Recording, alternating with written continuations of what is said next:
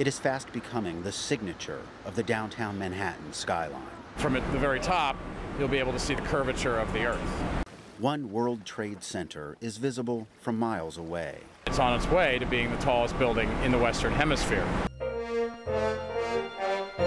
When complete, it will tower 104 stories high. Bill Baroni is one of the managers of the project. We're not building something for the next 10 years. We're building something for the next 1,000 years. 10 years after the attacks, there is optimism here. It's visible in the faces of New Yorkers and visitors. Wow, I love it. I would prefer to have the old World Trade Center. I think it looks better. I think it's a nicer design. It's more interesting. I think I love the angles. I think it brings a closure. Brings the closure to the place. You can see that something was actually built. But not without precaution. The first 20 floors of One World Trade are almost pure concrete, enough to repel a truck bomb, say builders. The concrete is some of the strongest concrete ever poured. That building is the strongest built office building in the history of the world. A total of 4 buildings are under construction here, and another already finished.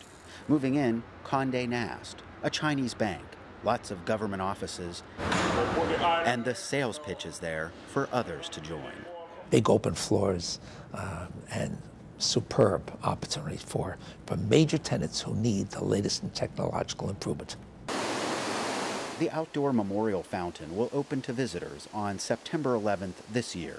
It's a simple design by architect Michael Arad, flowing water where the Twin Towers stood. As you approach these voids, you really feel it deep inside of you physically. And when you come close to them, you start to see the individual names of the people who died on that day. And you see literally hundreds and hundreds of names. Next year, a museum will open right next to the memorial. There is a sense here that even before 9/11, this weekday work neighborhood was emerging as a place to also live and start a family. The attacks 10 years ago did not alter that course. Oh, that's a helicopter. Denise Corder and her husband moved into this building after 9/11. Now the sounds of children fill the hallways. There were about 22 babies born within a 6-month period, and we realized that there was an absolute baby boom happening in our building and in our neighborhood. And since Luke was born, there have been at least another 20 babies born. In the mid-1990s, about 14,000 people lived in the 1 square mile around Ground Zero. Now, 56,000 people live here. But for others, this area will always be where nearly 3,000 people were murdered.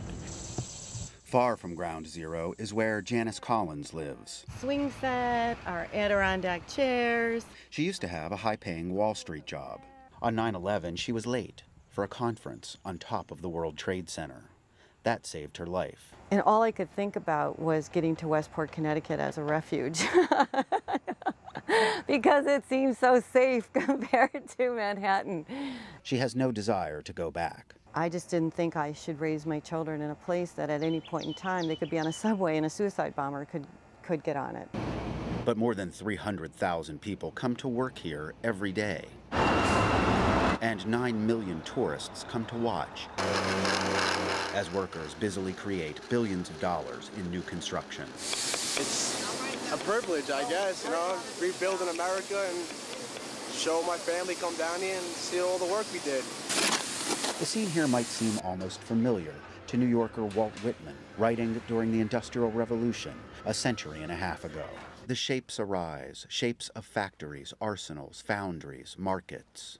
Add to that now high-rise buildings with the latest in telecom infrastructure, all grown from a one-time downtown trading post called New Amsterdam. Ted Shaffrey, Associated Press, New York.